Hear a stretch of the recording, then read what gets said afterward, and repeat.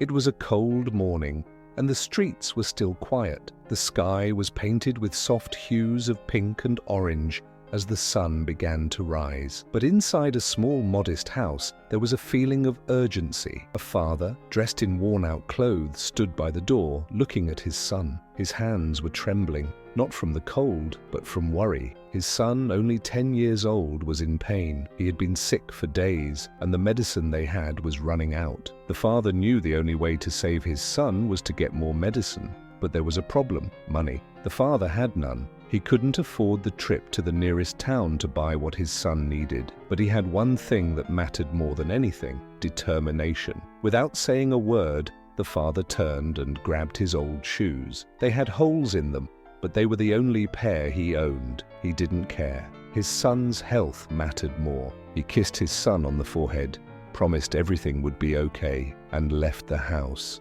The journey was long, the road was rough, and the weather wasn't kind.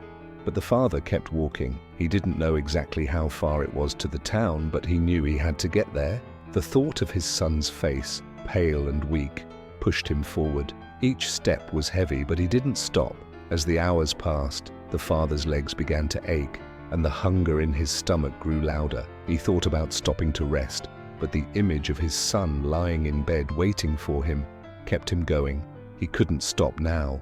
Along the way, he passed by others, but no one seemed to notice him. The world moved on as if his struggle didn't matter. He wanted to ask for help, but pride held him back. He couldn't ask for money. All he had was his strength, his love for his son, and his will to survive. After what seemed like an eternity, the town finally appeared in the distance.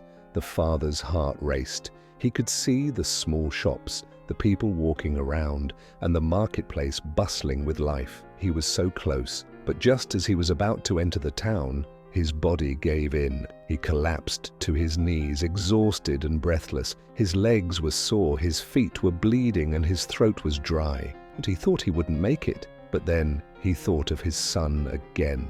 He pushed himself up, taking slow, painful steps toward the pharmacy. When he finally reached the store, the owner looked at him with concern. The father didn't have the money to buy the medicine, but he explained his situation. His son was sick and needed help. The storekeeper, seeing the pain in the father's eyes, gave him the medicine without asking for payment. He said, "Take care of your boy." The father nodded, grateful beyond words. He hurried back, the medicine in hand, his heart lighter than it had been all day. His legs were still sore, but this time the pain didn't matter. He knew he was going to make it home. The walk back was just as hard as the first. His body felt broken, but his mind was filled with only one thought: his son. When he reached home, the sun was setting. His son was still in bed, but he was awake, his eyes brightening as he saw his father return. The father sat down beside his son, giving him the medicine and helping him drink it. As the boy's face lit up with relief, the father smiled softly,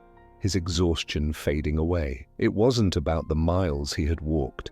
It wasn't about the pain he had felt or the hunger that gnawed at him. It was about the love he had for his son. The father knew that no matter how hard life got, he would always find a way to be there for him, and that was all that mattered.